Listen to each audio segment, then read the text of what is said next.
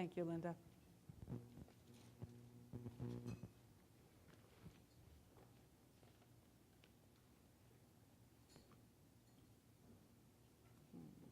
me. I'm doing something magical here. I'm going to ask for some help, some tech help, and I'll just start my comments. I am so pleased to be here and to welcome you. We've been working on this event for almost 2 years, and we are so pleased that it's finally here. I want to thank all of you for our somewhat rough start this morning. If we ever were interested in professional joy, that would be right now. And so on behalf of the Program Planning Committee, I want to welcome you. I'd actually like to ask them to stand up and be recognized for this more than 2 years worth of work. Program Planning Committee, please stand.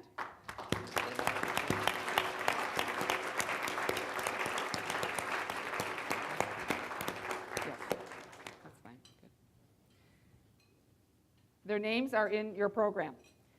This conference is all about stepping back from our busy, frenetic days and taking time to reflect, to connect, to replenish.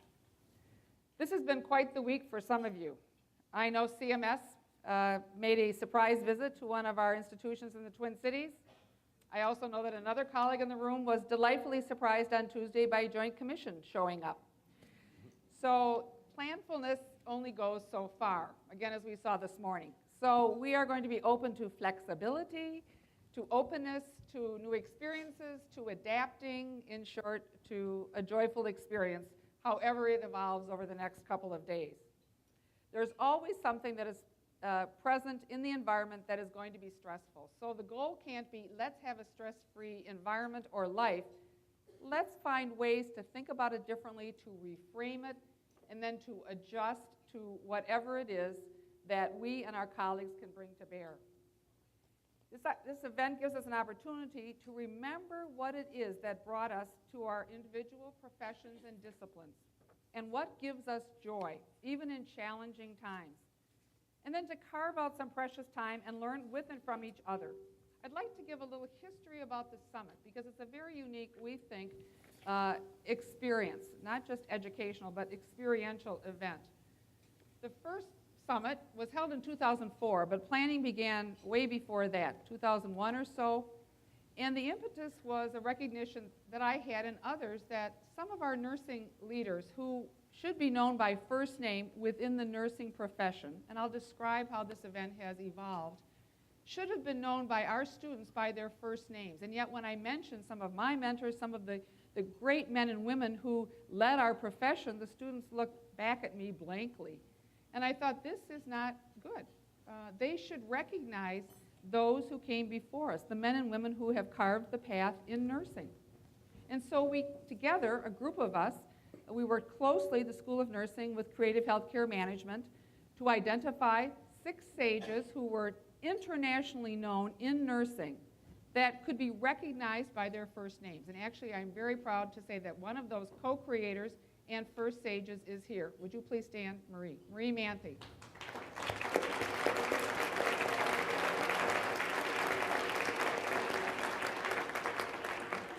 And you can tell that I could have just said, Marie's here, and have her stand. All the nurses in the room would know who that is. So that was our first summit. We had speakers, as we do here today.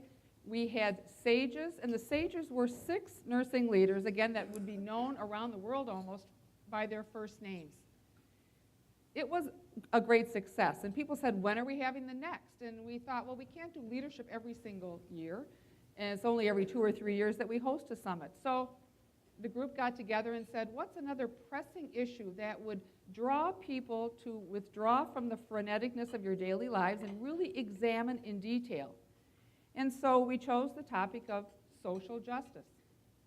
And our thinking was that while we do want to have external speakers come and share some thoughts, the concept of sages as those who walk among us was born. And so we had a combination of the sages, and the sages are people who embody the particular concept, either leadership, social justice. Then we went to innovation, and today we're going to professional joy. So the sages became not people who were world known some were, as you look at the names of the sages in your program book, but some were those who walk among us. And I'm very pleased to recognize one of the sages who was aghast when I asked her to be a sage because she does not feel sage-like, but everybody who works with her knows she is. So we have a sage from our second group, and that is Dr. Cheryl Robertson from the School of Nursing. Please stand, Cheryl.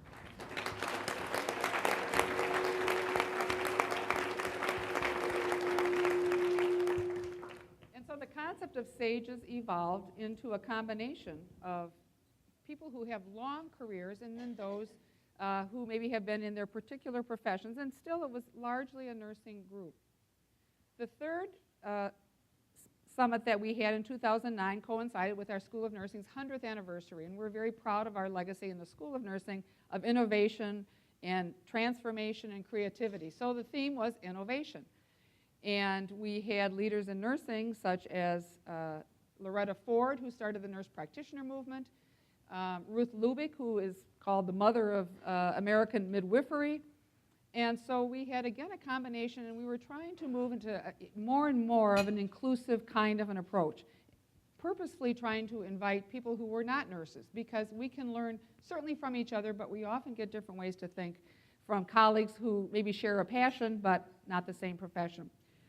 So we came now to professional joy. And we've tried to make this a different summit in every way possible. The planning committee, as you can see in the program, is very diverse. We wanted to have speakers that were very diverse in terms of their background, their perspective. The sages are diverse in terms of not only their professions, where they're from, but also their longevity in the career. And so we really tried in our planning. We purposefully and intentionally invited across campus, because we really want to think of professional and health care much beyond the traditional 6 professions. So we're pleased that people are here from a number of other fields that don't relate to the traditional 6 health professions. So we have really worked. We've also included a number of students, and so many of the students are here in this room, and they are sponsored by their schools at the Academic Health Center, because, again, we want the students to inform us. It's not about them learning from us. It's about us learning from them. And so this is part of the reason that we've asked you to sit at separate tables from what you might normally amble in with your cup of coffee and sit down to enjoy. As I mentioned to some of you, we're not trying to thwart long-term relationships. Those you can cluster together again at the break and then at lunch and later this afternoon at the Joyful Jam. But we want you to learn from and with some different people, maybe in your own profession or in others. Or maybe you're a student and you can learn from somebody at the table, or vice versa. So we really wanted to, frankly, shake some things up. I appreciate people's initial, I was so looking forward to just sitting down with my friend and having coffee. But thanks for giving this a try. We're trying some different things. So a couple of other things related to that. We hope that you have some new learnings today. Many years ago, I read something from Parker Palmer from his book, The Active Life, and he told about a situation, actually 3 situations, when we can have profound growth. This can occur when we are disillusioned. This can occur when we experience forced solitude. This can occur when we are dislocated. You are dislocated today to some extent. And so we are trying to set the stage for profound growth, personal development, professional sharing, and all of the other events that will transpire. A lot of interaction, we hope. A lot of the growth will occur at these tables. A couple of things are different about this summit, again, in the same theme. We've asked you to sprinkle in different areas of the tables. We are going to be having some self-reflection with some exercises. We are going to be joined periodically by some thought leaders. We will have our Joyful Jam at the end of the day, and the Joyful Jam has some fabulous music associated with it, and we want you to mingle and have a good time later on this afternoon. So we'll periodically be introducing you to some interesting and new kinds of experiences. I want to call out another colleague who is new this year, and that's Dr. Dan Peschet, who is the director of the Densford International Center for Nursing Leadership and my successor. Welcome, Dan. And he will be sharing thoughts and participating and facilitating discussion a little bit later, and can share more about his background and his thoughts on joy. A very joyful person, as many of you are in the room. The last point I want to emphasize before I move toward some housekeeping details, I am sorry, but every meeting has them. But I wanted to remind us that we are here today to gain wisdom from colleagues, national leaders, and our table mates, and those who walk among us, to develop clarity on professional joy. Maybe not an answer, but thinking about what is professional joy. It's more than just a happy day. What is the profound, sustained sentiment, emotion, feeling that enables us to go through CMS visits and Joint Commission and other kinds of work challenges? We want to create an atmosphere where professional joy flourishes. So this is not just about us personally developing as individuals. We really are holding ourselves to a responsibility that we can go back and do something different wherever we are, whether it be work, whether it be our community, our church, our neighborhood. How can we promote a sense of professional joy? So it's to look inward somewhat, but also then to act outward is our hope. And then finally, to recognize and celebrate personal achievement and to hear each other's stories. The sages will start us off this morning, but beyond that, what are the stories of your table mates that can enrich your thinking? I do want to thank all of our sponsors, and we did have a slide up. We'll show you later. They're listed in your program book. We could not have put on this program at all, or actually as nicely as we are able to because of our sponsors. And I do want to highlight one last-minute sponsor, and that's the whole hotel senior management. You may have noticed that there's a little construction still going on. And if some of you just totally overlooked that, good. Keep walking and going back and forth to your car that same way. This room is lovely where we have lunch, which will be down the hall, is lovely. But there is construction, which of course nobody had wanted. We were all thinking it would be done, August 31st. So in our flexible spirit, we are making it work.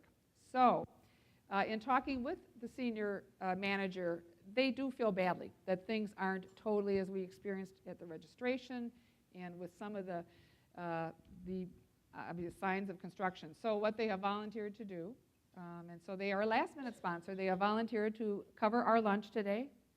For those of you who are staying in the hotel, you will get complimentary Wi-Fi, and they are putting out, which they hadn't originally planned, but a little computer station for those of you who don't have your BlackBerry doing instantaneous checking, that you want to check your emails or get on the web. So they have agreed to support us with that, for which I really thank them.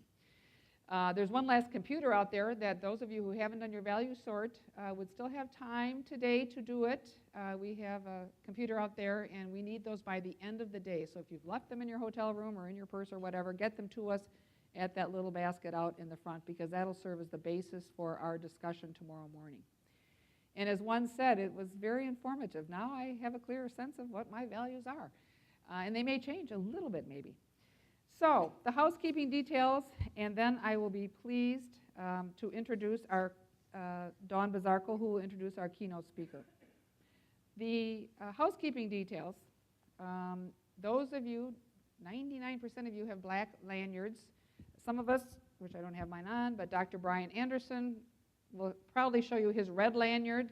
That means, and Chris Miller and others, it means if you have any question, just race to them, and they'll make up an answer, or we'll find out what the answer is. So head for those in red. Head for those in red. The ANCC contact hours are available, and for those of you who are wanting continuing education units, if you attend each day, you have to sign in for those and get your certificate. If you're just staying today, if you're staying both days, then you can sign in both days and then just pick up the certificate tomorrow. So that is something that we can also clarify with you as we go further. The majority of PowerPoints that we are sharing with you today and tomorrow, not that many, will be available online after the conference is over. And then I also mentioned already about the value sort survey, self-assessment, that we would encourage you to do because it is very enlightening, inspiring. Anything else? Well, it now gives me great pleasure to introduce a colleague, Dr. Dawn Bazarko, who will be introducing our keynote speaker. And I'd like to tell you a little bit about Dawn. Dawn is a graduate of our DNP program. She is a senior vice president at United Health Group and director of the Center for Nursing Advancement, which she will tell you a little bit about. United Health Group and the center are our collaborating partner as a sponsor. I'm so appreciative of both Dawn and her colleague Janine Rivet and others in the room that United Health Group has been a sponsor of the summit all 4 years. And so without that organizational support, we wouldn't be able to host such nice summits. But the thing about Dawn that I want to point out, which wouldn't be in her CV anyway, is that she is a wonderful colleague. She supports the Densford Center and the school. She has served on our Densford Center Advisory Council for a number of years. She has worked with our students. She's been a mentor. She's done just about anything she can do to support the school, the summit, and the Densford Center. And now she's going to do one additional thing, which is to introduce our keynote speaker. Dawn?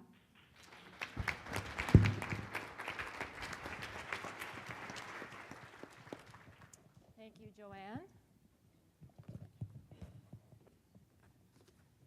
I'm on, right? Can you hear me? Okay, great. Well, welcome and good morning. It's my honor to be here today. I'm Dawn Bazarko. I do head up the Center for Nursing Advancement at United Health Group. And I'm pleased, as Joanne indicated, our organization is pleased to be serving as a collaborative partner for the 4th year in supporting this summit. We're excited about the arrival of Dan Pursuit of the center, and we know that we'll enjoy working with you, Dan, just as much as we have working with Joanne Disch. The Center for Nursing Advancement was initiated in 2008 to address a tremendous opportunity to better prepare our nurses to serve as transformative change agents in healthcare. Nurses make up about 10% of our employee workforce, so we have 10,000 nurses working in a variety of roles across the company and in 43 states. And we feel that our nurses are best positioned to help design new care models, as they have in the past, role model interprofessional collaboration, positively impact population health, and innovate new care models, all necessary for a truly modernized healthcare system. As a formative designer and now the lead of the Center for Nursing Advancement, I'm proud to report that our efforts serve as a best practice in our company around things like employee engagement, ideal practices for hiring and supporting transitions in careers, and academic and professional progression. It's a terrific example, I think, of nurse-led innovation and nurse-led change to help people live healthier lives, our company's mission. Through our partnership with the University of Minnesota, we created our own stages of clinical services many years ago. And I'm thrilled to be joined here today by a number of my colleagues across the country participating in this celebration and recognizing the numerous contributions that our nurses make every day to make healthcare work better for all. Thank you for the opportunity to be here and the chance to spend time with this esteemed group of professionals. And on behalf of my nursing colleagues at United Health Group, this is exactly the kind of opportunity we invite to honor our profession, to recognize leaders, and learn from those in multiple professions and disciplines. And now I'm pleased to introduce this morning's keynote speaker, Dr. Paul Batalden. Dr. Batalden has had a distinguished career at a number of prestigious organizations, such as the Dartmouth Medical School, the Henry Ford Sciences Center in Detroit, and the Hospital Corporation of America in Nashville, Tennessee. He has helped co-create many of the institutions that form the backbone of our current thinking about quality and safety. The Institute of Healthcare Improvement, or IHI, which we're all familiar with, the IHI Health Professions Educational Collaborative, the Veterans Administration National Quality Scholars Program, the Center for Leadership and Improvement at Dartmouth, and the SQUIRE publication guidelines. He has written hundreds of articles and received numerous awards, among them the Deming Medal from the American Society of Quality, the 2009 Academy for Healthcare Improvement Inaugural Leadership Award for Advancing Scholarship of Healthcare Improvement, to be known subsequently as the Paul Batalden Leadership Award, and the American Hospital Association Award of Honor. Of interest to note, he is also a graduate of Augsburg College and the University of Minnesota Medical School, so a bit of a hometown boy. Perhaps most important to him, however, over the course of his career, are the patients and families whose care has been improved because of his efforts, and the students and mentees whose thinking he has profoundly shaped. Many are here today. He was invited to give this presentation on professional joy because he embodies it in his own work. He stimulates it in those with whom he works, and he will help us look differently this morning at this important concept, one that is increasingly vital for meaning in our work. Please join me in welcoming Dr. Paul Batalden.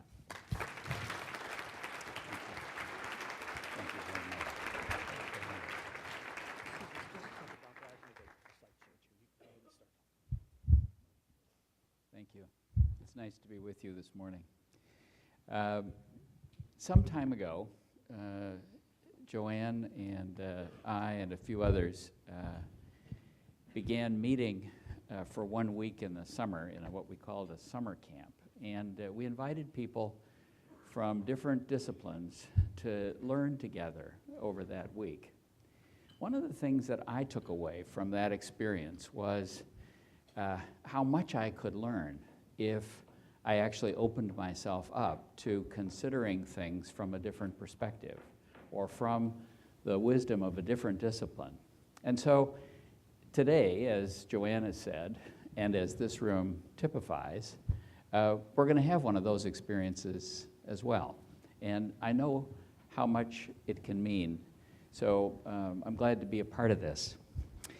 The second opening remark that I wanted to make had to do with this word sage, and I appreciate Joanne's efforts to sort of place it into a nice perspective. But as this day actually got closer, I got more and more nervous with this idea because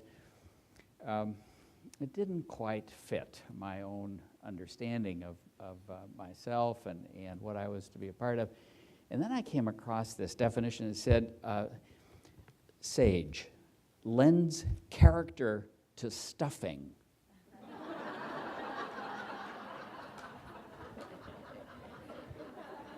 And suddenly, I seem to fit. So the third kind of opening note is that I kind of hate to admit this in public, but I'm in a self-treatment program for PowerPoint addiction. And so what I would like your indulgence in is this alternative that I'm testing, which is this one-page, four-side book. So I decided to write a book, 1 page, 4 sides. And that's it. We'll go over it, we'll spend time talking about it, we'll reflect on it, and we'll use it as our guide. Joanne's opening about the terrible tragedy in North Minneapolis is only one of a non-stop set of signals about the world's need for mending.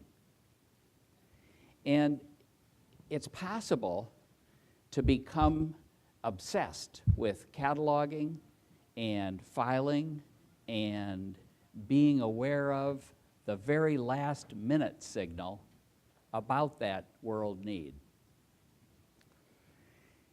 And in the midst of that, I think it sometimes is hard to recognize joy. So the first chapter of this one-page book is about recognizing joy. The poet, Jack Gilbert, has written, I think, a marvelous set of words. He says, "We must risk delight. We can do without pleasure, but not delight, not enjoyment. We must have the stubbornness to accept our gladness." I love that. We must have the stubbornness to accept our gladness in the ruthless furnace of this world. To make injustice the only measure of our attention is to praise the devil. Stubbornness to accept our gladness, risking delight. Nice to see so many risk takers. I'm glad to be with you. So the first chapter of this one-page book is to open the idea of the importance of recognizing joy and what it might take for you. It's not likely to be exactly the same. So my sense is that as we go through this day and tomorrow, there will be an opportunity for you to think about how it is that you recognize joy in your daily life. Each of these chapters in this one-page book is aimed at opening, not closing a topic. And so it is, the first topic is open. First chapter is done, second chapter. The second chapter is about the word, or the idea itself. I learned that the word is really a very old word, dating to the 13th century or earlier. And my friend, the Oxford English Dictionary, said that one should think about joy as a jackhammer. One should think about joy as a vivid emotion of pleasure arising from a sense of well-being or satisfaction, a pleasurable state or condition. But what was also true when I looked into the word in Chambers' Thesaurus are all the words that live in the neighborhood of joy: happiness, gladness, ecstasy, delight, pleasure, bliss, and so on. Really, the neighborhood is full of words that, in fact, connect in some way, but are different in some way from the idea of joy. We'll continue to be exploring those similarities and connections and differences in the course of the time together, but I think it's important that we also honor those neighbors, even as we understand their differences from the construct of joy. I liked John Locke's point. There's much about John Locke that I don't like, but I do this point about joy is a delight of the mind, he wrote in 1689.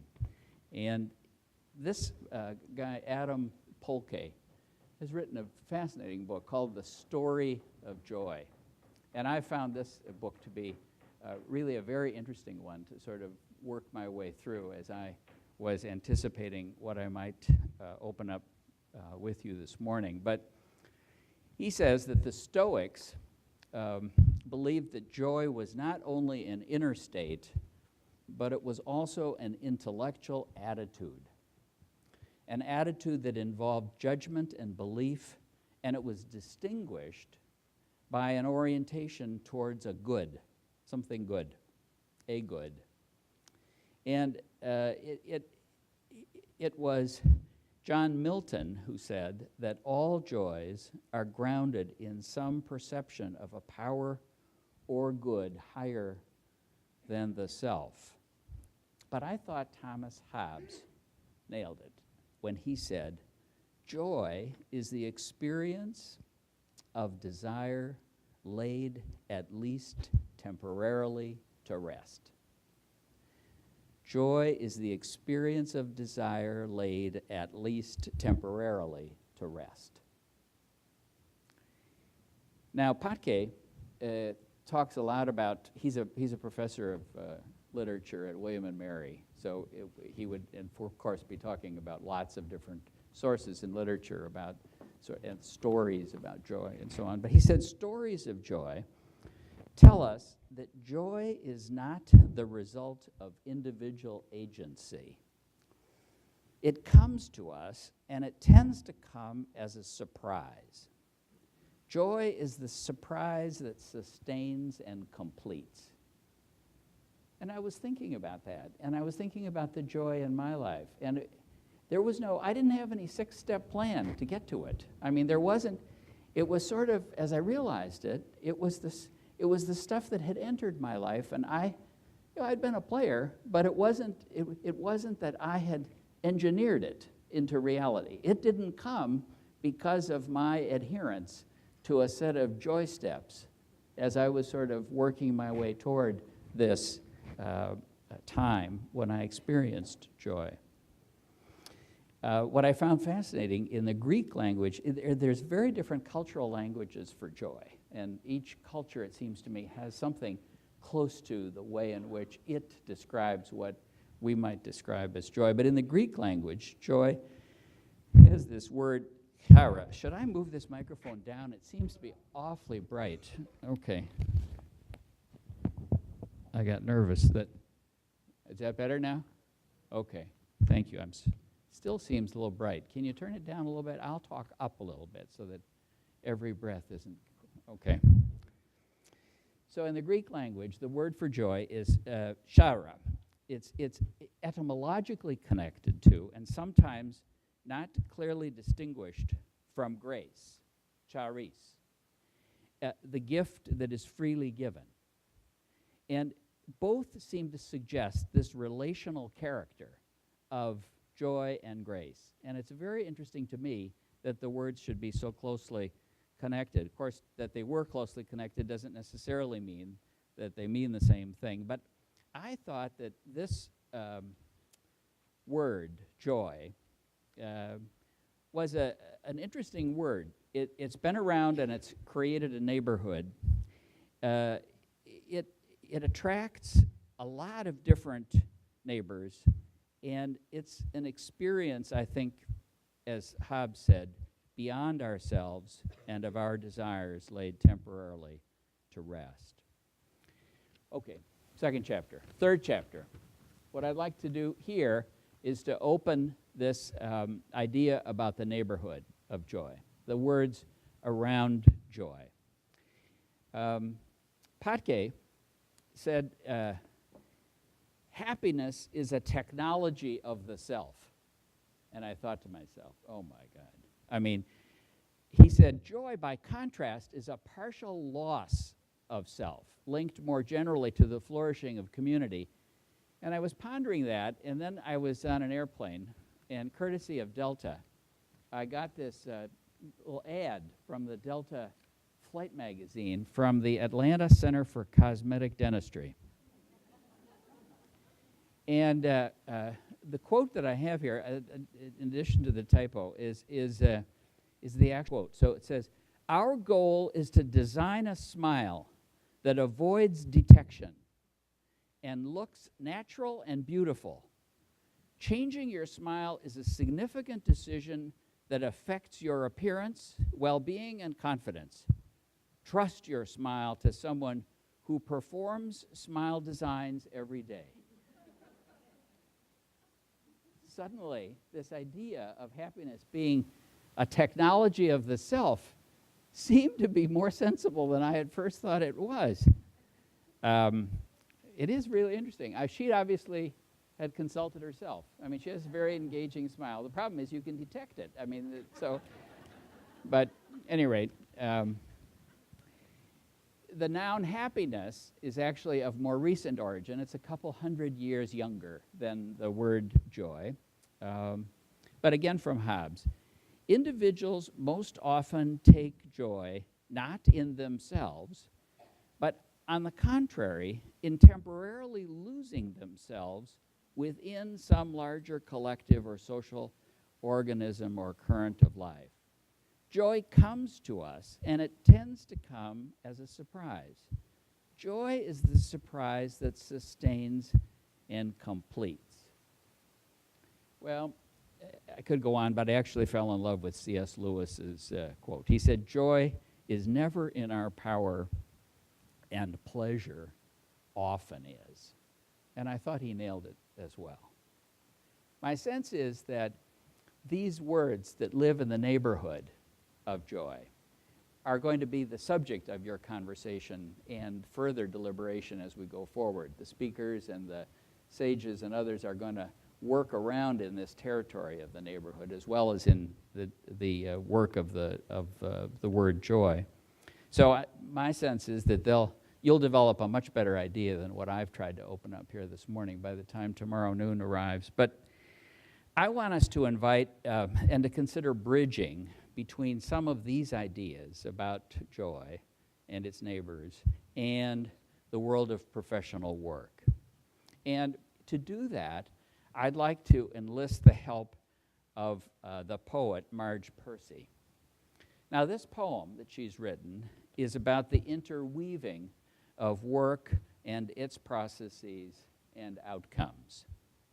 Now, the title of the poem is The Seven of Pentacles. Now, that's a tarot card I learned about transitions, and it's about harvesting, and it uses the metaphor of gardens and living things.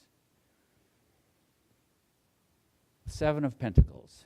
Under a sky the color of pea soup, she is looking at her work growing away there actively, thickly like grapevines or pole beans, as things grow in the real world, slowly enough. If you tend them properly, if you mulch, if you water, if you provide the birds that eat insects a home and winter food, if the sun shines and you pick off caterpillars, if the praying mantis comes and the ladybugs and the bees, then the plants flourish, but at their own internal clock. Connections are made slowly. Sometimes they grow underground.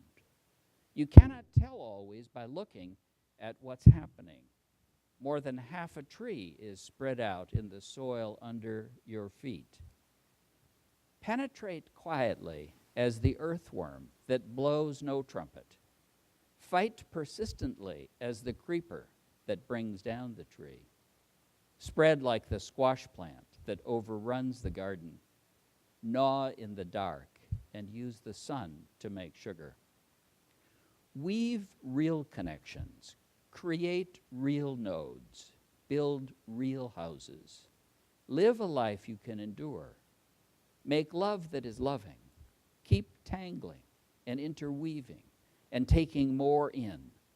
A thicket and bramble wilderness to the outside, but to us, interconnected with rabbit runs and burrows and lairs. Live as if you liked yourself, and it may happen. Reach out. Keep reaching out.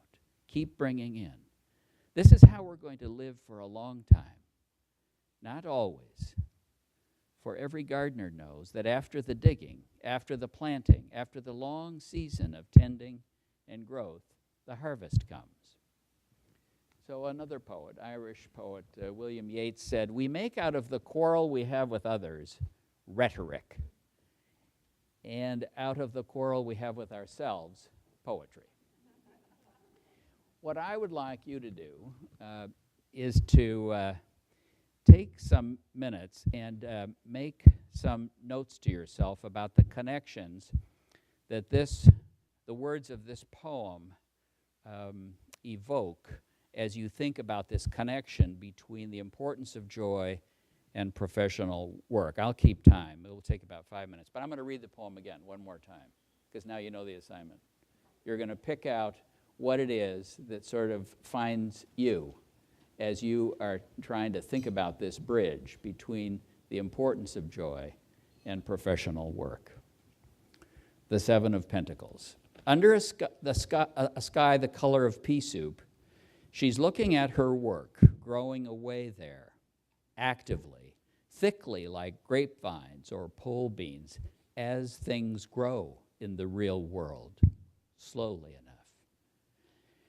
If you tend them properly, if you mulch, if you water, if you provide the birds that eat insects a home and winter food, if the sun shines and you pick off caterpillars, if the praying mantis comes and the ladybugs and the bees, then the plants flourish, but at their own internal clock.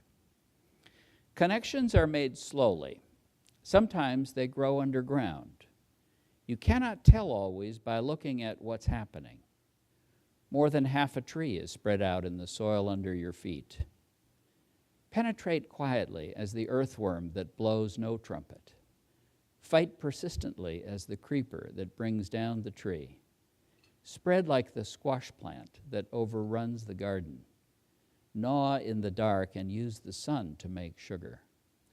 Weave real connections. Create real nodes. Build real houses. Live a life you can endure. Make love that is loving.